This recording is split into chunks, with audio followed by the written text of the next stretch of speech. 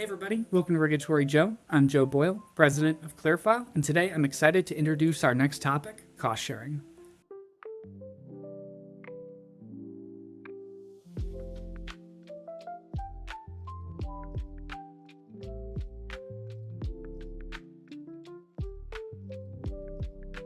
What exactly is cost sharing? Cost sharing is the member-paid portion of a health plan. This includes the member's copayments, deductibles, and cost shares. These dollars and percentages are a direct translation to how actuarial value, or AV, is calculated.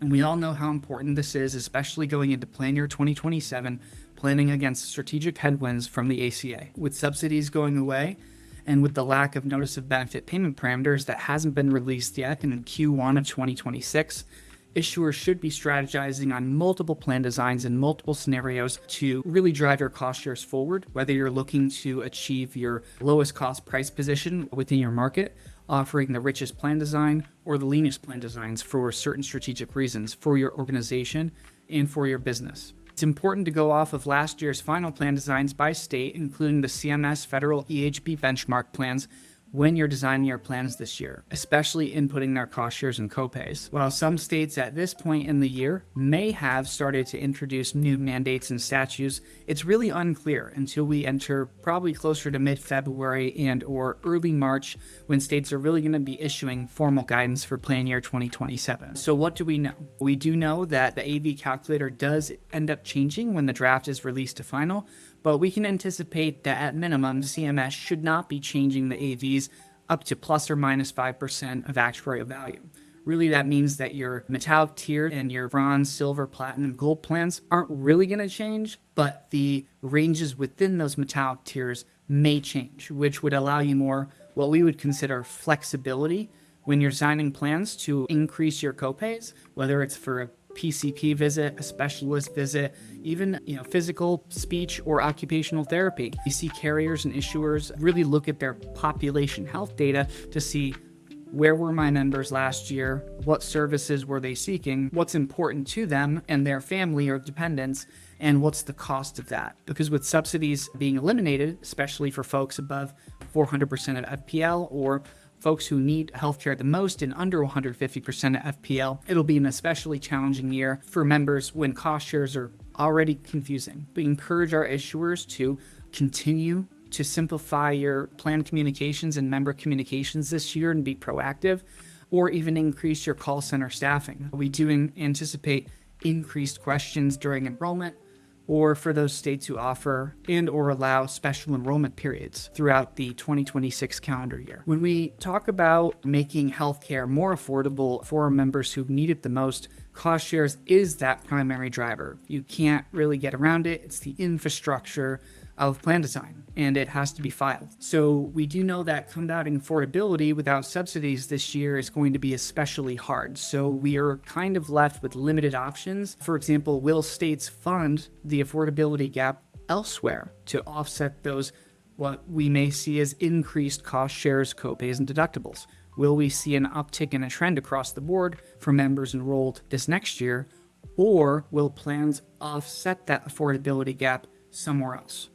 Well, if you think about it, the clock really is ticking because we have about 60, maybe 90 days max before filing starts, and actually filings are due.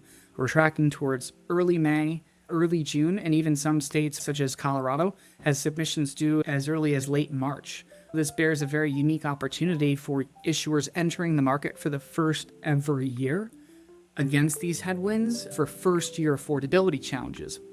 That offers them a unique niche opportunity as opposed to carriers who are actually renewing in these same markets while costs are increasing. What we would advise at ClearFile is don't wait, be proactive, go off of last year's final approved guidance. There is no time to wait for new guidance to be dropped because it's coming later than ever before, ever in the past 10 plus years of the ACA since it was introduced. For the past number of years, we've actually received guidance earlier, so this is very unique. We also recognize the RegTap QHP ACA webinars have gone live. The waitlist may have already started, so encourage issuers to register for those. There will be explicit sessions that covers cost shares, copays, deductibles that wrap around the new plan and benefits template, that wrap around the new guidance, and any new EHBs or so on. We then advise, following attending these CMS broad stroke high level webinars, to then call your state. Once you have your baseline plan design and structure, preliminary pricing with your actuarial team, talk to your product team. Make sure you're running that AV calculator over and over and over with a change governance process. Far too often, we make codified plan designs, and when the new guidance is dropped, there's no change controls. So we're making changes on shared trackers. We don't remember what cost shares or copays were tied to that last version. It creates dependent errors downstream. Develop a change management process, versioning control for your benefit grids, and make sure those changes are documented and memorialized. It may seem excessive, but really at the end of the year, when a regulator is asking questions in a year of change, when your cost shares are changing and your benefits are incorrect or out of compliance, you really need to have a quick way of accessing your information. As you're having these strategic insights and market discussions with your internal stakeholders, it's important to take a tiered market intelligence approach to how you're actually collecting this AV and cost share data from CMS in your respective states, and how you're applying it to your actually competitive plan designs when you're designing your plans and codifying your pricing structure for plan year 2027. We're really starting at baseline, so CMS at the end of last year, Q4, which is also a late publication, released their first round of PUF files, which is short for public use files, which CMS publishes them every year, generally on the quarter after enrollment. That encompasses plan network information, service area information, ECP and adequacy information, and most importantly for this discussion and episode, cost sharing information, which includes your plan and benefit templates, the aggregated data, but only issuers that participate on the federal marketplace. That really reflects the counties and the zip codes of where your issuers participate, and how much a carrier charges. Not how much revenue they make, but how much a member would actually pay for that plan. And it's actually very interesting to see the geographies where you could have the same plan design in one county, and in a neighboring county, whether you're in a metro downtown area, could be much more expensive. That's step one, which is that baseline broad stroke data of where we get that CMS baseline information. Now, like I said, for the FFM, the federal marketplace only. So where do you get the state-based marketplace data? Well, some states publish them through SURF filing access, and they use an acronym SFA for short. Each state has a redirect link where you can go. Some redact the binders, forms, and rates, some do not. So it's a tiered manual process, going in and searching for the binders where that may allow you to download these templates that were approved, disposed, and certified by regulators in that respective state this past year, like actual live data that translated to healthcare.gov or any state-based marketplace shopping website. Again, that's still partial data, so that's step two. Step number three could arguably be the most lengthy step, is FOIA requests. So the Freedom of Information Act submission requests really allows issuers or any third party, even if you're a supplier helping an issuer, you have the ability to do this, is requesting public data from a state directly, where they can furnish it in the form of a email, in the form of a USB key that they mail to you, or even printed hard copies of paper filings that they could actually FedEx to you. So really, depending on what that state's process is, it is not unified. It is not harmonized at all. So issuers have to develop a process if you truly want that competitive edge. Again, starting earlier and onward, even requesting FOIA before enrollment of the prior year may not be a bad idea.